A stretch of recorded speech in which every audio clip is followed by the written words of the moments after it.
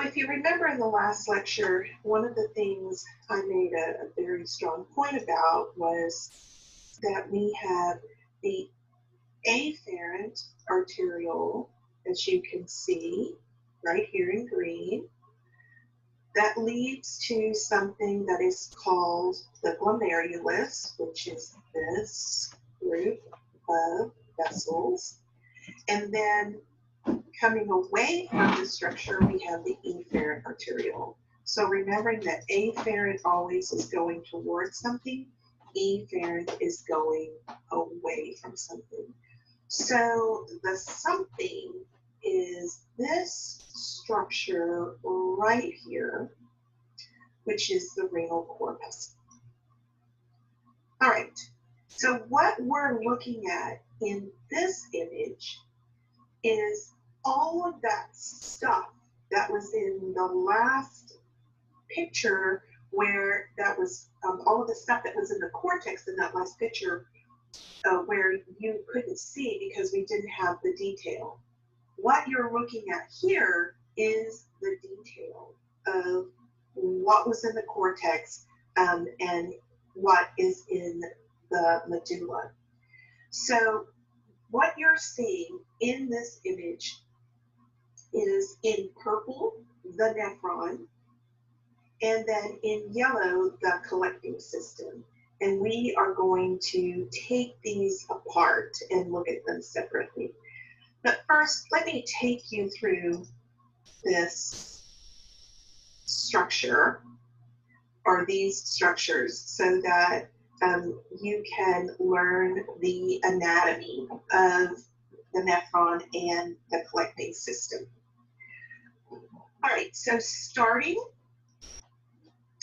with the nephron, we are looking first at the renal corpuscles. So it is this structure and all that's included within this structure.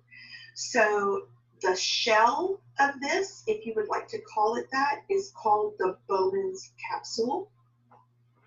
Inside of the Bowman's capsule is the space, and the space is very important. And the other thing that we see is the glomerulus, and that is this mass of capillaries. So the renal corpuscle is composed of the capsule itself, the space, and the glomerulus, right? That is the renal corpuscle. Then as we move away from the renal corpuscle, we enter the renal tubules. We start with first the proximal convoluted tubule, and here's the proximal. Then we end the proximal right here and get to the loop of Henle. This is the loop of Henle. As you can see, there are thin portions and there are thick portions. That loop of Henle stops here, and then we get to the distal convoluted tubule. All right, distal convoluted tubule. Ignore the blue and gold arrows for now, please. Then we start the collecting system. This is called the collecting duct. And this structure that you're seeing right here is the papillary duct. So think back to the renal pyramid, and at the apex of the pyramid was the renal papilla. And so the papillary duct ends at the renal papilla, and that is when urine is delivered into the minor calyx at this point. All right, so let's look at the arrows. These, let me erase them just a little bit.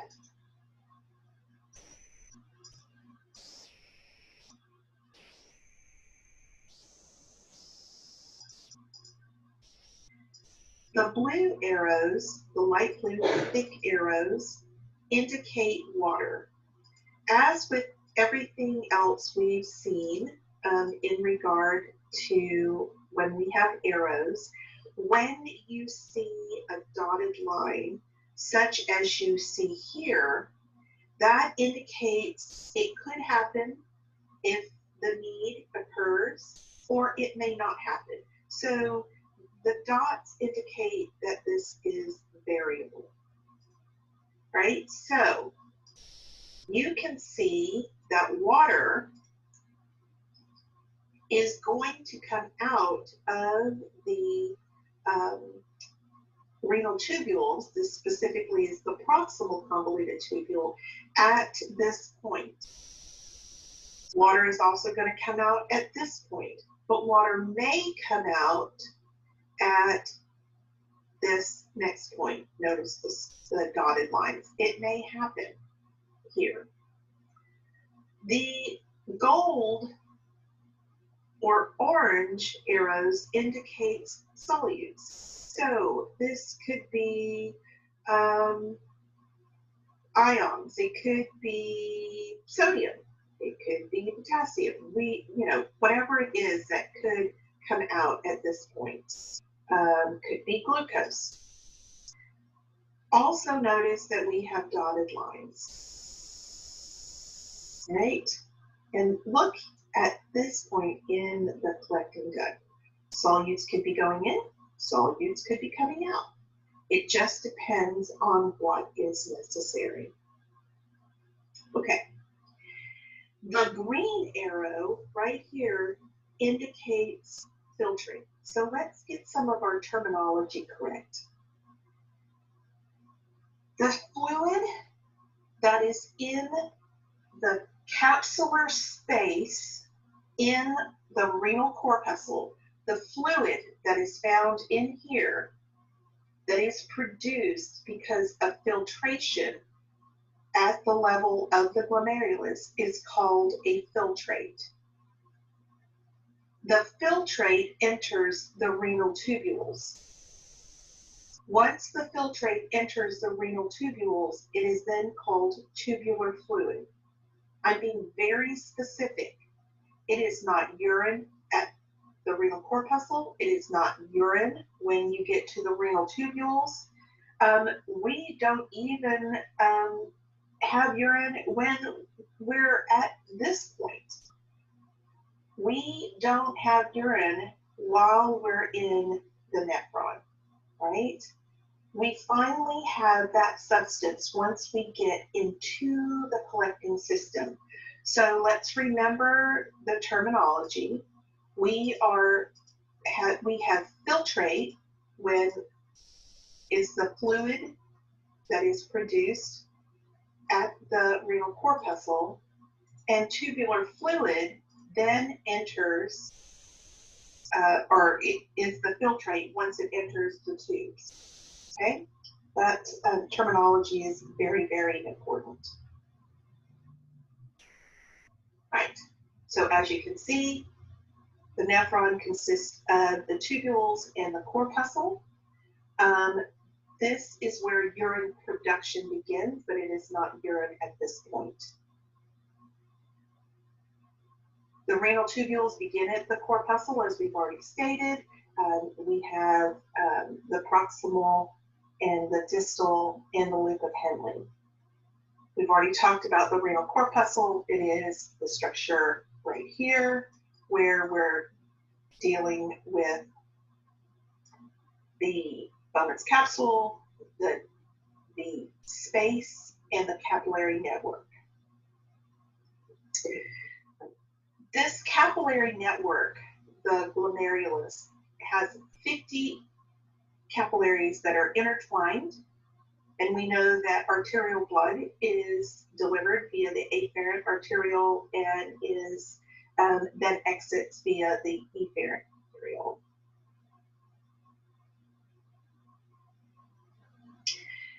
So this picture is a little different, but it's actually closer to what the nephron actually looks like. When I show you the other pictures, things are pulled apart a bit so that we can see the different parts, but this is a closer to realistic image. I'll show you another one a little bit later that is even closer to a realistic image. So when you look at this picture, it's interesting to see where the different pieces are located. So this is the cortex of the kidney. This is the medulla of the kidney. So you can see that the renal corpuscle itself is located in the cortex. It is the loop of Henle that you see that is located in the medulla. Notice the collecting tubules over here are located both in the cortex and the medulla. All right, so when we look at this renal corpuscle, we know that a filtrate is produced here. Based on that term, filtrate, we know that filtration has occurred at the level of the renal corpuscle. It is your blood pressure that forces water and dissolved solutes out of the capillaries into the space. In a person who is in homeostasis, it produces a protein-free solution, right? That's the filtrate. It is very similar to your blood plasma. So let's think about why we don't have proteins in our urine. They're big, they're bulky, they're too big to get through the capillaries. But if you do have protein in your urine, that could be an indicator that you are not in homeostasis. We've also talked about one of the first examples I gave you way back in A&P1 when I was talking to you about how systems work together. I talked to you about when someone has uncontrolled high blood pressure, one of the things that may happen to them is kidney failure and they end up on dialysis. That's because your blood pressure is so high that it is destroying the capillaries. And so when it destroys those tiny capillaries within the renal corpuscle, it destroys that function of the kidney. The nephron will not be able to function because the capillaries can't filter anymore or filter at the level that they should. So a person may go on dialysis because of that, right? Also, in a pregnant woman, if she, every single time she goes to the doctor, to the clinician, to the physician's assistant, a pregnant woman is asked to give a urine sample. And one of the first things that they look for is protein in the urine. That could be an indicator of many things, and one of them could be preeclampsia. Another thing that could be an indicator of, or could be indicated, is if there's glucose in the urine. That would indicate that maybe the mom has gestational diabetes. So if you have a higher than normal level of glucose. So a urine sample is extremely important for a woman who is pregnant.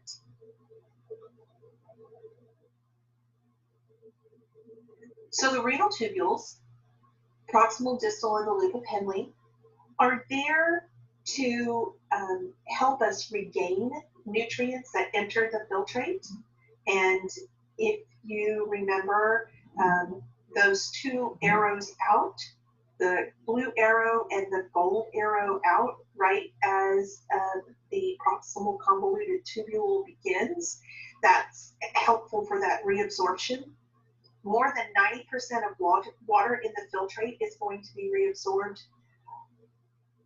And also, it's the removal and secretion of the waste products that fail to enter at the renal corpuscle, actually enters the renal tubules at some point. So you all know that we need sodium, but sodium can also be a waste product. If you have too much, then your body's going to try to get rid of it through the formation of urine. So when we think of waste products, don't just think of nitrogenous waste. Anything that is in excess that we don't need is considered a waste product. So the proximal convoluted tubule is located in the cortex. It is called proximal because it is in close proximity to the renal corpuscle. The PCT, proximal convoluted tubule, and the distal convoluted tubule are separated by the loop of Henle, which extends into the medulla.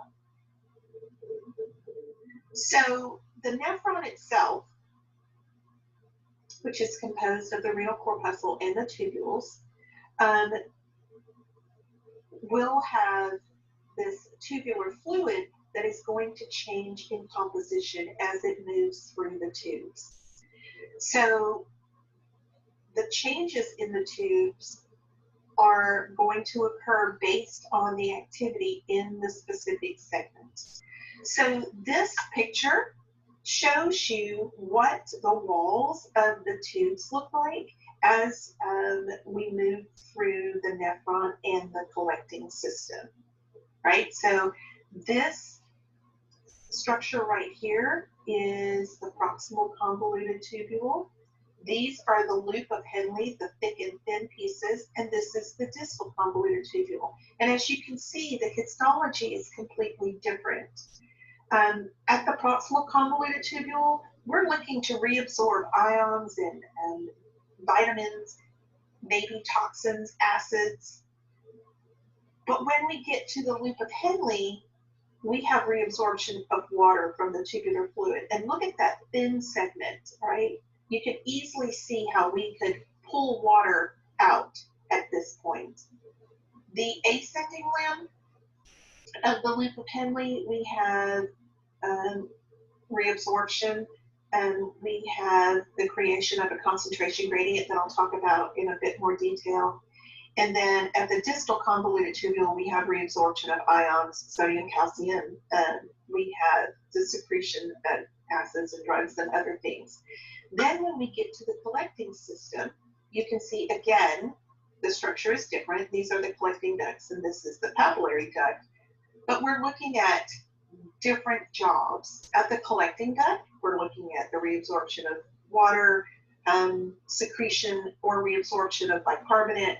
But when we get to the papillary duct, we're just conducting the tubular fluid to the minor calyx. And once that tubular fluid gets to the minor calyx, there's no more changes that are going to occur. And once no more change is occurring, then we actually have urine at this point.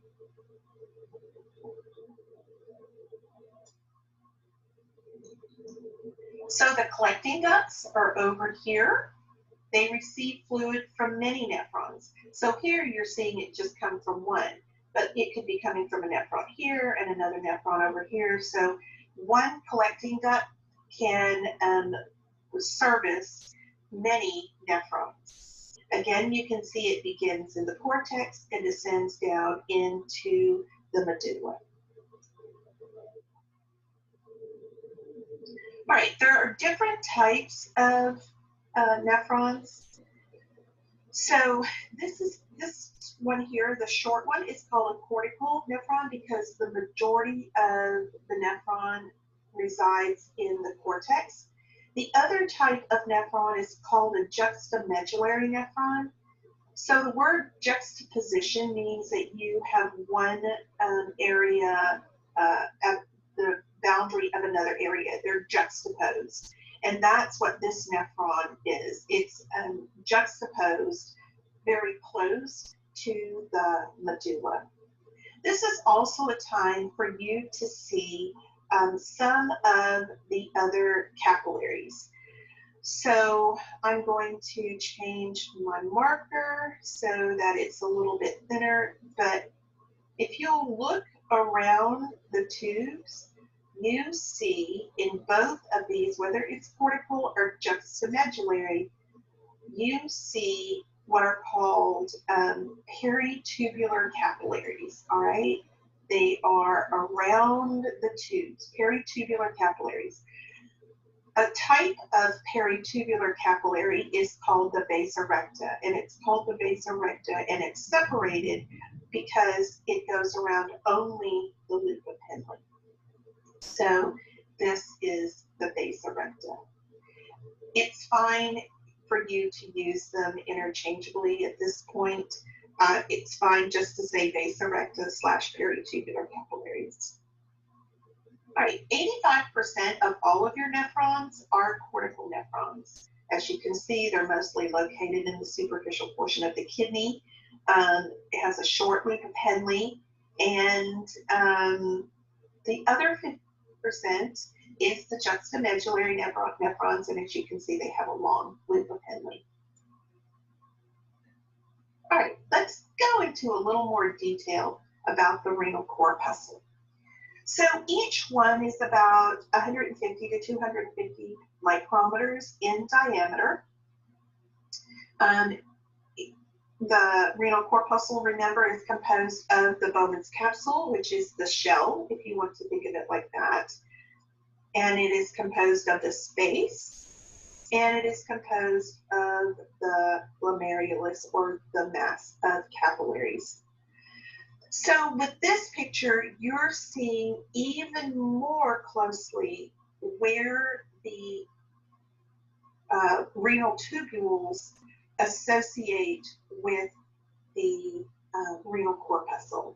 So if you'll go up here to this corner and look at this picture, this shows you that we have the proximal convoluted tubule coming off the renal corpuscle, if you want to call it, on the east side.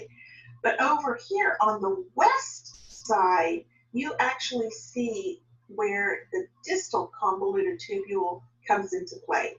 This is what it actually looks like, right? So the distal convoluted tubule lies in between the afferent arteriole and the efferent arteriole.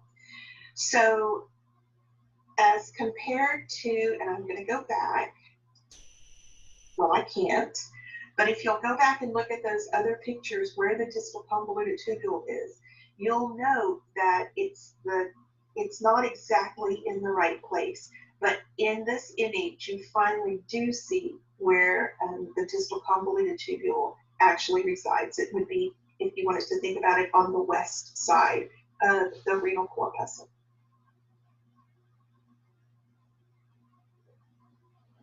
All right, you see here where the Bowman's capsule is connected to the proximal convoluted tubule. It forms the outer wall of the renal corpuscle, and it encapsulates the glomerulus. So we've already talked about filtration, and filtration is the process that is done because of your blood pressure that forces water and small solutes into that capsular space. Plasma proteins are excluded from this. Filtration is passive. It does not take energy. The solutes enter this space. It's excess ions, metabolic waste. You also have glucose, free fatty acids, amino acids, and vitamins that are in this filtrate. Because we need these useful materials like glucose and other vitamins, other substances that come in, the process of reabsorption occurs. And so those useful materials are going to be reabsorbed at the initial segment of the proximal convoluted tubule. So reabsorption occurs circling the general area where we have reabsorption of these useful materials. For example, one more time, glucose and vitamins. All right, so you know the proximal convoluted tubule, the PCT, is the first segment. It lies opposite the point of connection of the afferent and efferent arterioles. The loop of Henle sometimes is called the nephron loop. We have the descending limb, right? And then we have the ascending limb. Both limbs contain thick segments and thin segments, right? Thick segments and thin segments. The thick descending limb has the jobs much like you find with the PCT. It's pumping sodium and chloride ions out of the fluid. The ascending limbs create high solute concentrations, and I'll be able to show that to you here in just a minute. The thin segments, they're thin. They're just a single cell layer thick. They're freely permeable to water, so the water can leave, but the solutes cannot.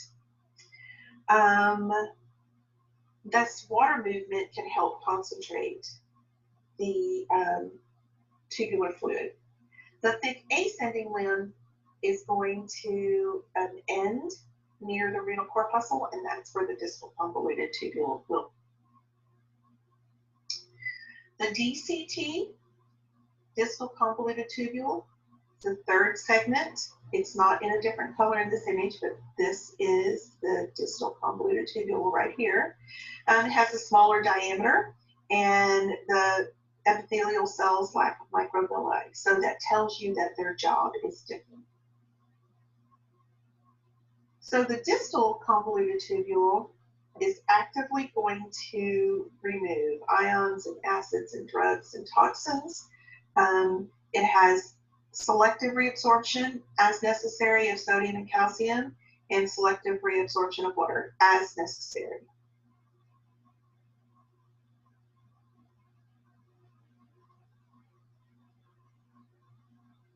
The collecting system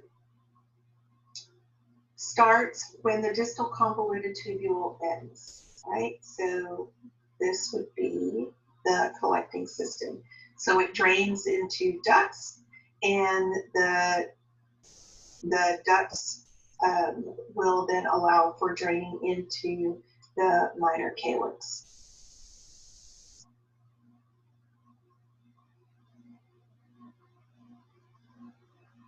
So the tubular fluid goes from the nephron to the renal pelvis because of the collecting ducts. And as the fluid is moving through, we actually have the final osmotic concentration being determined via the variable removal of water.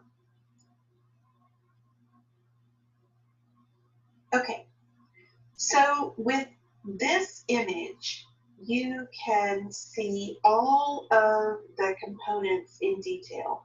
So this picture over here on the right, with just the words and the red and blue arrows, is indicating to you the overall image of what happens to blood and how it travels as it enters the kidney.